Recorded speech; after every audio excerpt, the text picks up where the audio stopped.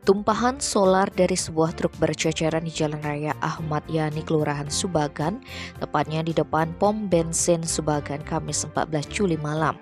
Akibatnya 5 pengendara sepeda motor terjatuh di jalan. Menurut saksi mata Igusti Putu Dharma Putra, peristiwa tersebut terjadi sekitar pukul 20. Ia baru tahu ada tumpahan solar setelah salah satu pengendara terjatuh.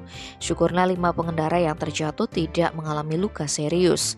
Terhadap kejadian itu, Dinas Pemadam Kebakaran Kabupaten Karangasem langsung menurunkan 1 regu untuk membersihkan tumpahan solar tersebut.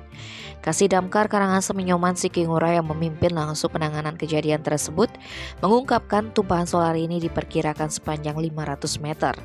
Di antaranya terdapat di sisi timur dan barat badan jalan. Dengan kondisi tersebut, pihaknya memperkirakan menghabiskan 11.000 liter air untuk membersihkan tumpahan solar tersebut. Tim Bali Express melaporkan.